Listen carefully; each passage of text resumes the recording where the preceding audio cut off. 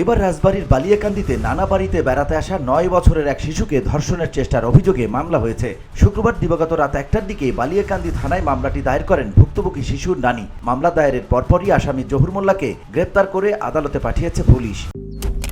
Malaysian প্রযুক্তিতে তৈরি অত্যাধুনিক cleaning machine modern vacuum cleaner যে কোনো ধরনের ধুলো ময়লাকে পরিষ্কার করে ঘরকে করে তুলুন চকচকে ও আকর্ষণীয়।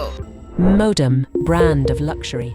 জহুর মোল্লা বালিয়াকান্দি উপজেলার জামালপুর ইউনিয়নের ছাপনিপাড়া গ্রামের মৃত জলিল মোল্লার ছেলে। বালিয়াকান্দি থানার ইন্সপেক্টর আব্দুল্লাহ আল মামুন মামলার বিষয়টি নিশ্চিত করেছেন। মামলার বাদী শিশুর নানি জানান, তার নাতনি যশোরে একটি মহিলা মাদ্রাসায় প্রথম শ্রেণীতে পড়ে। ওদের বাড়ি বহরপুর ইউনিয়ন বাজার বেতেঙ্গা গ্রামে। ওর বাবা একজন মৎস্যজীবী। সে পরিবারের সঙ্গে যশোরেই থাকে। সেখান থেকে গত 27 ফেব্রুয়ারি জামালপুর ইউনিয়নের ছাপনিপাড়া গ্রামে নানা বাড়িতে বেড়াতে আসে। তিনি আরও জানান, গত বৃহস্পতিবার সকাল 11টার দিকে তার নাতনি বাড়ির পাশে খেলতে যায়। সেখান থেকে প্রতিবেশী জহুর মোল্লা তার নাতনিকে জোর করে কাঁধে করে পাশের একটি মাঠের মধ্যে নিয়ে গিয়ে ধর্ষণের চেষ্টা চালায়। ইন্সপেক্টর আব্দুল্লাহ আল মামুন জানান, মামলা দায়েরের পরপরই রাতেই আসামি জহুর মোল্লাকে গ্রেপ্তার করা হয়েছে। VOD Bangla news desk.